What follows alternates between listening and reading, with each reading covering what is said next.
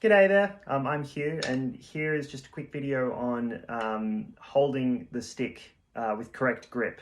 Very good thing to get down. I've got four, steps that I think are really good to follow every time that you start picking up the stick, especially if you're just starting off, but also if maybe you're revising your hand technique and some of these concepts that I've talked about in some other of my videos are unfamiliar to you. I did a four-part video series on just like the different motions of drumming, which I've put up on my YouTube channel.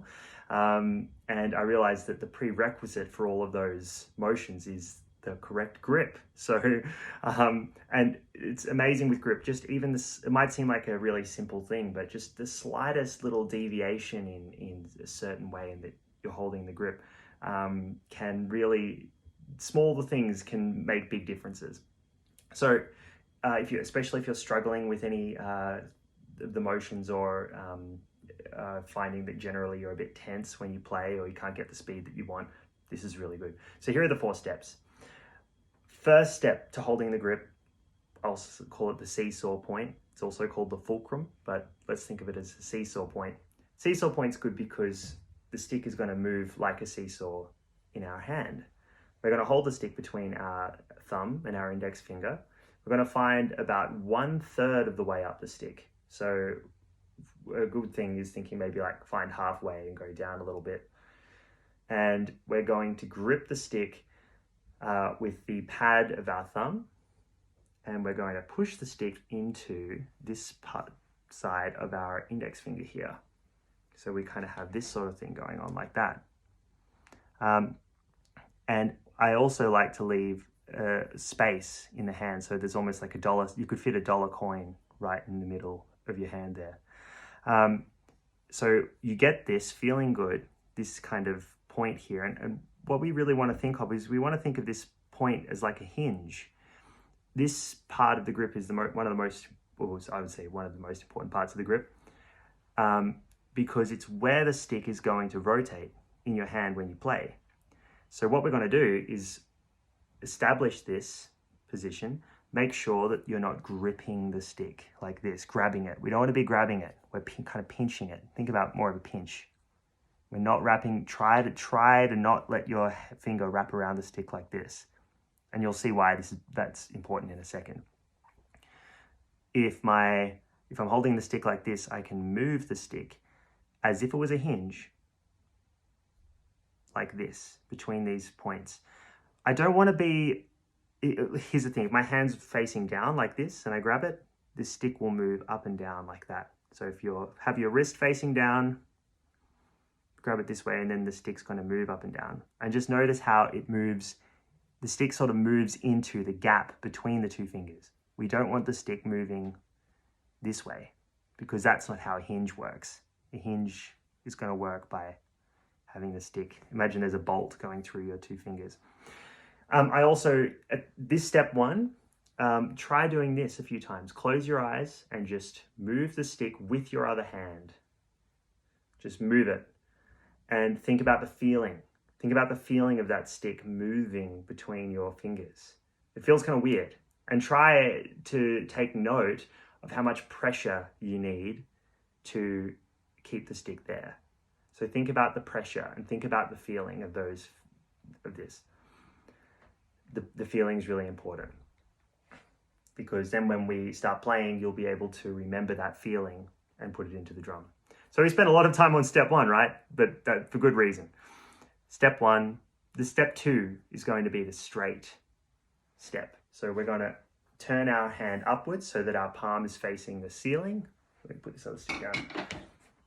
And I'm going to hold my hand out like this. And I want to see that the stick is going in a straight line from the tip of the stick all the way down my arm. Another good thing to think about is see the stick going right down the base of my palm, just at the base of the thumb. So if you have the stick like that, that's really good. We don't want the stick out to the side like this. That's going to cause problems.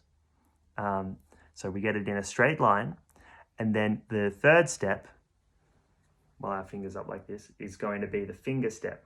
So we're going to put our fingers on the stick and we're going to use the pads of our fingers, these 3 fingers. And they're all going to be touching each other too. They're going to be kind of close together and they're going to operate as a unit. So when they're all over here touching the stick, something I like to think of is, I like to think of it as like a wave, you know, like a surfing wave. You can sort of see as the stick goes down, you could look at it through, there's like a hole straight through there. It's kind of cool. So it's like, you know, surf it up, dude. That's a really good way to think about it. And when I use the stick, when I move the stick, I'm going to be using my fingers like this. So the pads of the fingers are actually moving the stick as though the stick was like a big button, which is a really good way of thinking about it. Very different to grabbing the stick like this. That's step 3. And then step 4, since your hand's going to be up like this, is going to be rotate. So make sure your palm's facing down on the ground. The reason that's really important for rotate is and you want to make sure that your thumb's not on top, is because if you're going to do a wrist stroke, the wrist moves by moving up and down like this. Let's talk about some common mistakes that can come up from having not correct grip. If the hand is out, if the stick's going out to the side like this, so let's say you're grabbing the stick like this. First off, if you grab the stick, notice how you can't use your fingers to make the stick move. It's like, it doesn't work. It massively limits the range of motion you can get from the fingers if the fingers are grabbing the stick. So that's why the straight step is really important, because not only does it, well, it means that the fingers can activate properly and you can get all of this. Look how much range of motion I get from the fingers. Just like this. I forgot something. When you do the finger step, give them a few pulses. So you've got that cool wave thing. Try and pulse your fingers into the stick a little bit and just make those fingers move so you get an idea of how the stick should move. Really good thing to do.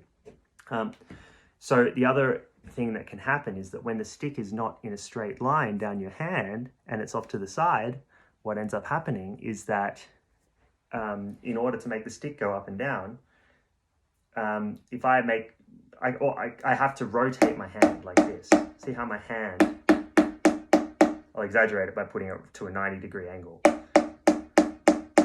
My hand literally has to rotate like I'm turning a doorknob to make the stick go up and down, which is not the motion that we want for a matched grip. It is for traditional grip, but not for matched grip. So you've got your fingers on the stick here and you want that stick going in a straight line so that whenever you move, you can move your wrist up and down and the stick follows it. That's kind of what we want. So let me think, what are the other ones? I think that's about it. That covers the grip. So to summarize, we can get into motions and everything in other videos. To summarize, the 4 points of grip, the 4 grip checks, we'll call them. The seesaw point, make sure that do this a few times, get used to the feeling of the stick moving between the seesaw point. Notice how the stick feels when it moves between your fingers. And remember that these aspects of the grip are going to stay the same no matter what you're doing. You're always maintaining contact with the stick because if you lose contact with the stick, then you lose connection with the stick and you can't respond to the stick when it bounces off the drum. Summary. Seesaw point, step 1. Straight, step 2. Fingers, step 3. Give it a pulse, create a wave with your hand. Rotate and play, step 4. Last point is consider the contact points of the stick between these 2 points here and these points of the fingers and this point in the palm. Those are the only points that are going to make contact. Hope that helps. Catch ya.